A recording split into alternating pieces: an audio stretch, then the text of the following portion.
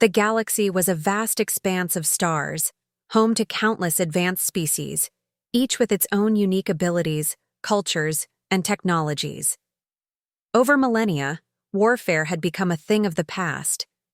Diplomacy, trade, and sheer political power had become the way of the galaxy's most influential civilizations. These species were confident in their dominance, sure that they had evolved far beyond the need for conflict. To them, war was a relic of a primitive time, something only the forgotten species of the past had indulged in. When an ancient fleet, long believed to be an artifact from a lost civilization, was discovered floating in the depths of uncharted space, it sparked an intrigue among the galaxy's leading powers. The fleet was massive, its ships colossal, but it appeared old, battered, and as if it had been drifting for eons.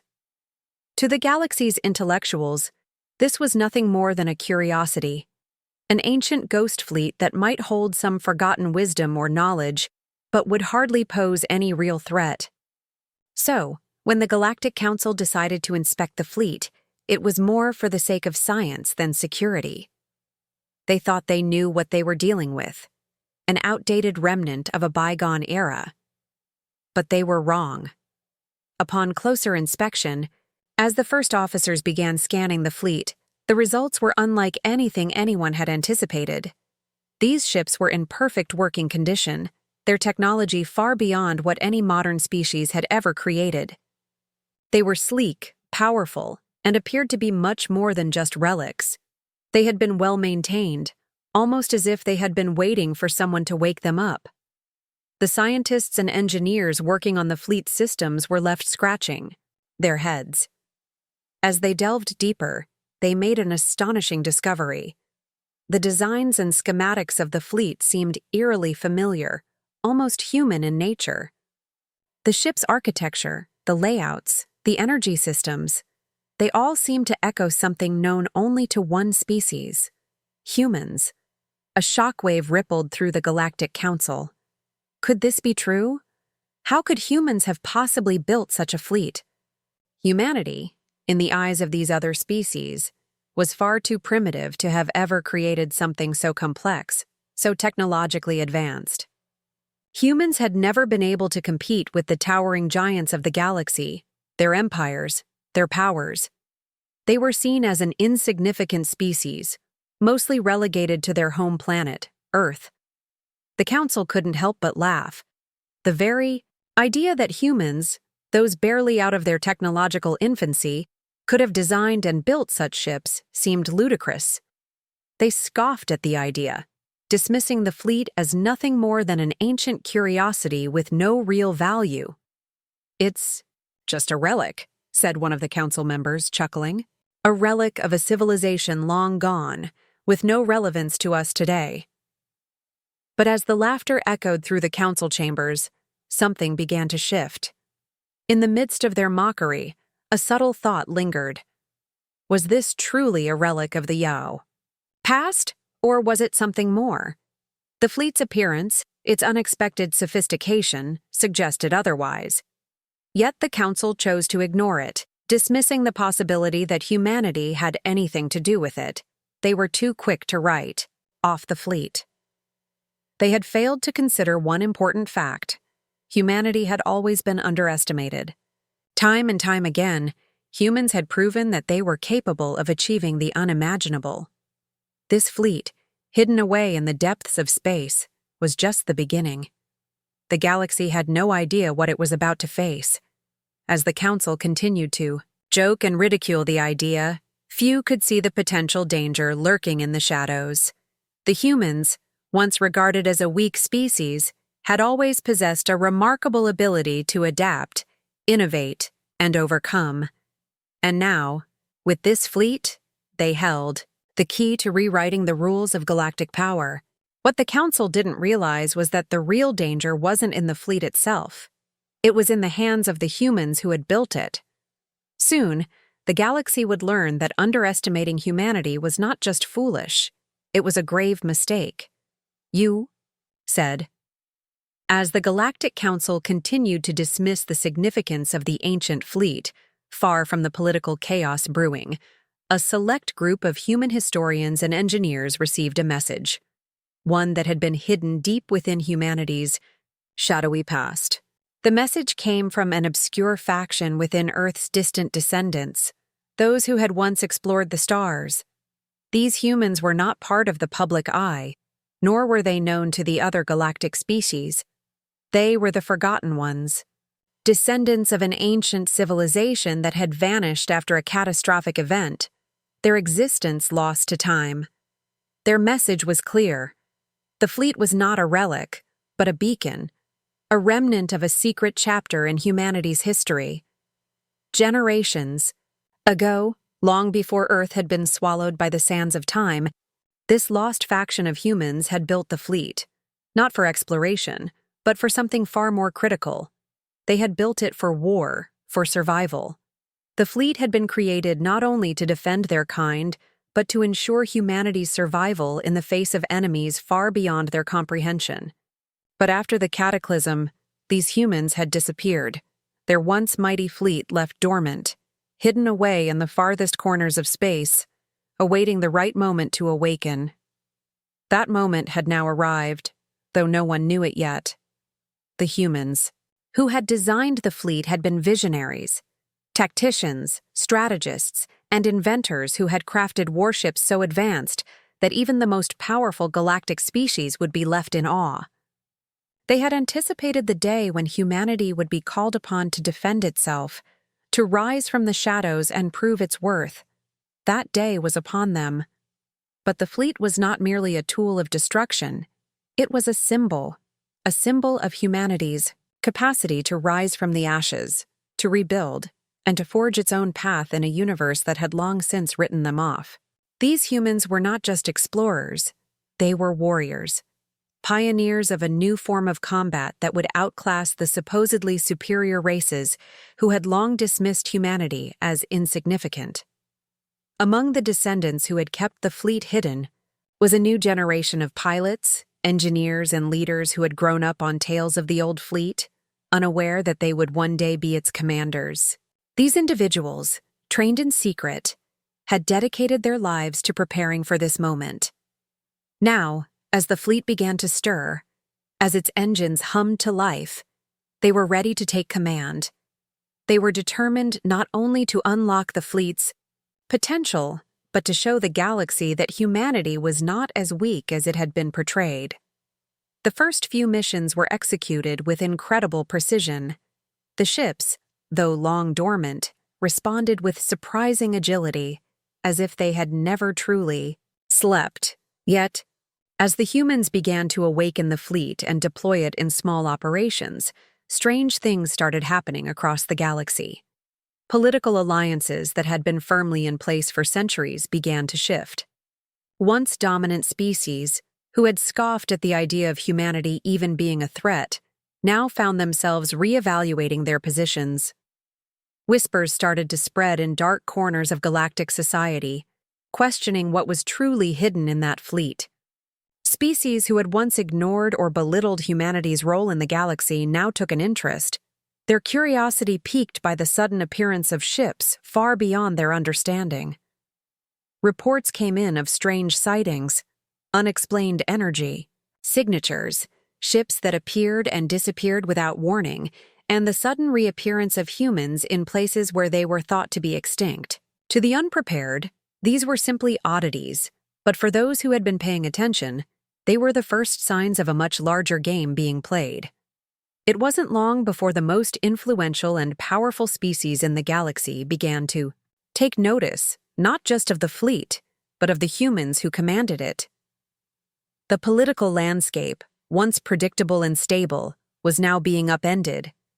The Council had dismissed the fleet's potential too quickly, and in doing so, they had failed to realize that humanity's reemergence was not just a fluke. It was the beginning of a new era.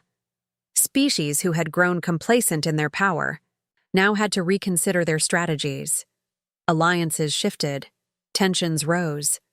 The galaxy was no longer the same place it had been. The first stirrings of conflict had begun, and in the midst of it all stood humanity, no longer weak, no longer insignificant. The fleet, once thought to be an ancient relic, was now the key to humanity's future. And the galaxy was about to learn just how dangerous it could be to underestimate a species that had been pushed to the brink and had risen to fight once again. The time had finally come. The ancient fleet, now fully awakened, was ready to prove its worth. Under the command of a new generation of human pilots and leaders, the fleet embarked on its first mission, a high-stakes operation to retrieve a crucial resource from a distant star system. This resource, located in a remote sector of space, was vital to the survival of many factions across the galaxy. The system, however, was under the control of a species known for their ruthless tactics and unmatched firepower, the Zaylor. For centuries, the Zaylor had dominated the region, crushing anyone who dared to challenge their authority. They were feared for their brutal approach to warfare and the sheer might of their advanced fleet, and their reputation for invincibility had become legendary. As the human fleet approached the system, the Zaylor received reports of the incoming ships. At first, they were unconcerned, dismissing the approaching fleet as nothing more than a group of humans who had somehow managed to stumble upon an ancient relic. The Zaylor's commanders laughed at the sight of the outdated ships. To them, humanity was nothing more than a nuisance, a species that could barely hold its own in the galaxy, let alone challenge them in battle. Their arrogance was thick, and it was clear they believed this would be a quick and easy victory. But the humans, confident yet determined, had a different plan. As the first shots were fired, the Zaylor quickly realized their mistake. The human ships, despite their outdated appearance, were anything but obsolete. The fleet's advanced stealth technology allowed the ships to slip through the Zaylor's radar systems unnoticed, catching the enemy off guard. Their energy shields, unlike anything the Zaylor had ever encountered, absorbed and deflected blasts with ease, leaving the attackers struggling to make an impact. But it was the weaponry that truly shocked the Zaylor. The human ships unleashed strikes with a precision and force that seemed to defy the laws of physics. Weapons that appeared simple at first glance proved to be anything but. The Zaylor's massive warships were soon reeling, unable to defend themselves from the human onslaught. The human pilots, led by their fearless commanders, executed flawless maneuvers, turning the tide of the battle with calculated brilliance. They utilized the ship's capabilities to their fullest, exploiting every advantage, every weakness in the enemy's strategy. What the Zaylor had believed would be a swift victory quickly turned into a desperate fight for survival. In the heat of the battle, the Zaylor's confidence melted away, replaced by fear and confusion. They had underestimated the humans, and now they were paying the price. The battle raged on, and the human fleet slowly but surely began to overwhelm the Zaylor forces. It was a fight that no one had anticipated. The humans fought with unmatched tenacity and resourcefulness, using their knowledge of the fleet's technology and their superior tactics to dismantle the enemy's strength. When the final shot was fired, the Zaylor were forced into retreat. Their fleet scattered and broken. The victory was complete, but it came with a cost. The human fleet, despite its advanced capabilities, had suffered damage during the intense conflict. As the smoke cleared and the battle ended, the true implications of the victory began to sink in. The Zaylor, once thought to be unbeatable, had been humbled. But the real shockwave spread beyond the battlefield. News of the battle spread across the galaxy like wildfire, and the entire galactic community began to take notice. The ancient fleet, once laughed at and dismissed as a relic of the past, had proven its power. The human fleet's victory over the Zaylor would not go unnoticed, and that was just the beginning. The galaxy's most powerful factions, once dismissive of humanity, now saw a threat they had never anticipated. The old ships, long thought obsolete, had not only survived, they had triumphed. Now, the galaxy would have to reckon with humanity's true strength. The human fleet, with all its hidden potential, had just re-emerged. And as the dust settled, one thing was clear. The universe would never be the same again. Humanity had proven that they were not a species to be ignored, and the rest of the galaxy would soon learn the cost of underestimating them. In the aftermath of their stunning victory over the Zalor, humanity found itself standing at the precipice of a new era.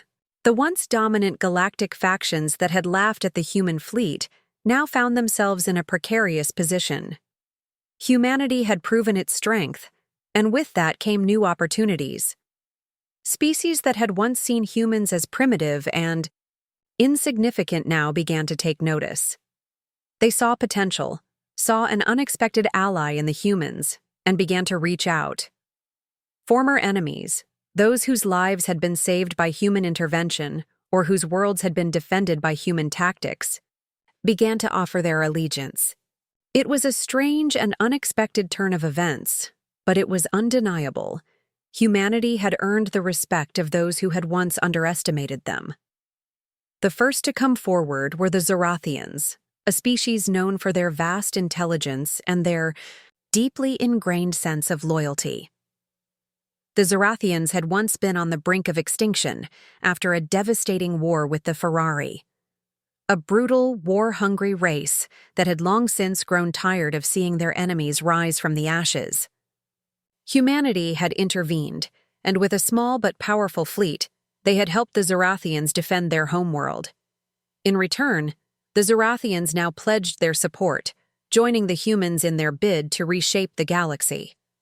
Alongside them, the Bralith, a species of skilled engineers who had once laughed at the notion of human technology, now stood as allies. Having witnessed the strategic brilliance of the human fleet firsthand, the Bralith now sought to learn from them, sharing their own technological advancements in exchange for military cooperation. But not all species welcomed this new alliance. The galaxy's elites, those who had enjoyed centuries of peace and dominance, were uneasy. Fear and pride clouded their judgment. Some feared that humanity's rise would threaten their position of power, while others resented the fact that a species they had once seen as little more than a curiosity was now leading a coalition of some of the galaxy's most powerful races. The thought of humans becoming a dominant force in galactic politics was unacceptable to them. They saw this new coalition as a challenge to their authority and began to plot against it. Among these factions was a rogue group within the Galactic Council, an assembly of influential leaders who had grown increasingly wary of humanity's potential. They saw the human fleet as a dangerous anomaly, something that could upset the delicate balance of power they had carefully maintained for eons. Their solution was drastic. They would destroy the fleet, wipe humanity from the galactic stage before the humans could rise any further. They would make sure that no one would ever forget how insignificant humanity truly was. In response to this looming threat, the humans found themselves in an unfamiliar position. They were no longer the underdogs, but they had become the target of the galaxy's most powerful and envious factions. Now, they had to rely on their newfound allies to protect their place in the galaxy. The Bralith, the Zorathians, and other species who had joined them in the wake of their victory quickly came together to form a new coalition, one that was more than just a military alliance. It was a testament to what could be achieved when species put aside their differences and worked together toward a common cause. But it wasn't just their new allies that humanity relied on.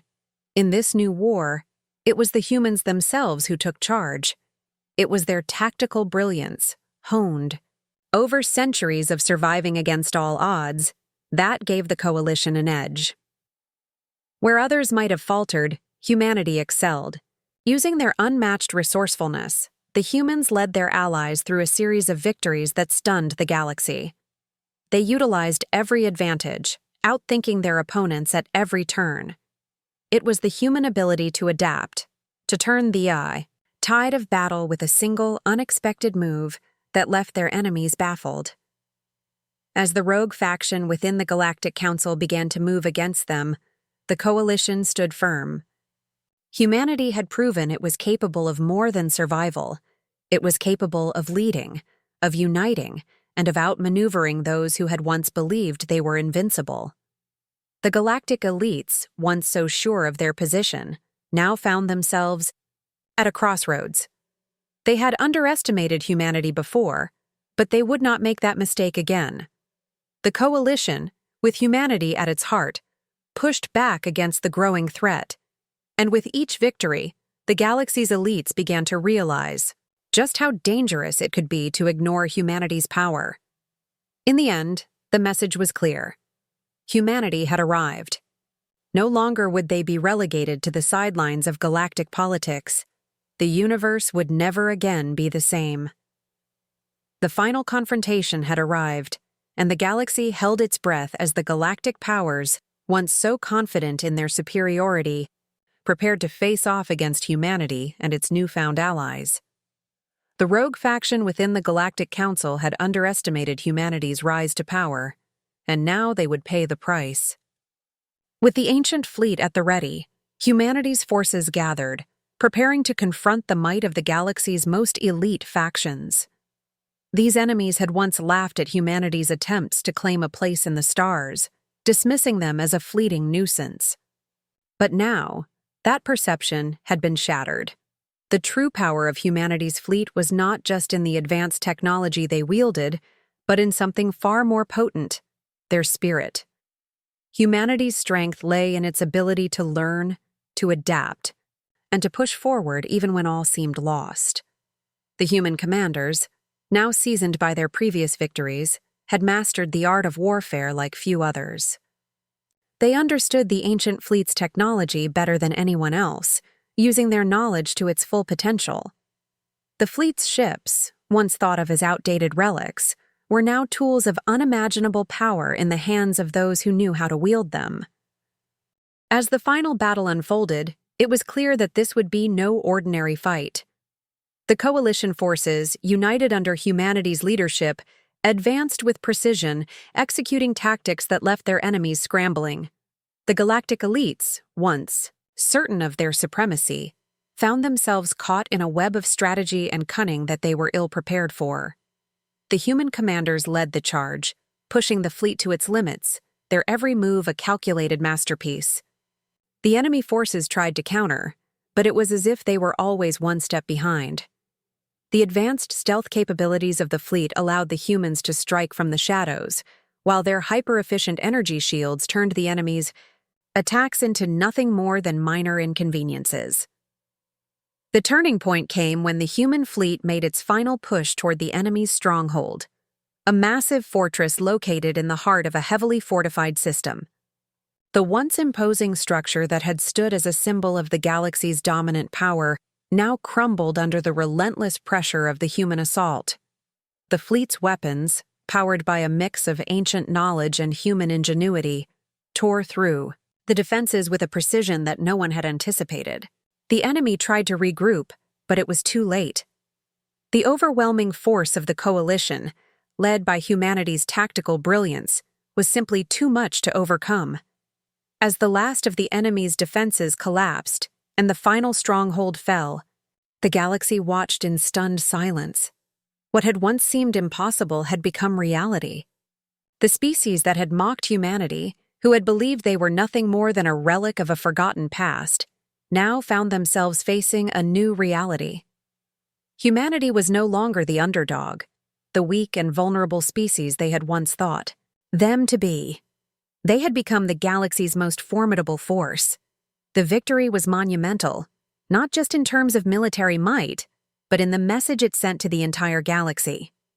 Humanity had proven that they were not to be underestimated. They had not relied solely on the strength of their ships or the advanced technology at their disposal. Instead, they had triumphed because of their indomitable will, their capacity to adapt, and their unwavering determination to rise above the odds. The ancient fleet, once thought to be a relic of a forgotten age, had served as the catalyst for humanity's ascension. As the dust settled and the coalition forces secured their victory, the galaxy was forever changed. No longer would humanity be seen as a lesser species, no longer would they be disregarded or dismissed. The galaxy had witnessed their strength, their brilliance, and their capacity to rise when no one believed they could. Humanity had not only proven their worth, they had redefined what it meant to be strong. The ancient fleet was just the beginning. The true potential of humanity had only begun to unfold, and with it, the galaxy would be forced to adapt to a new order. The era of humanity had arrived, and no one would ever again underestimate them.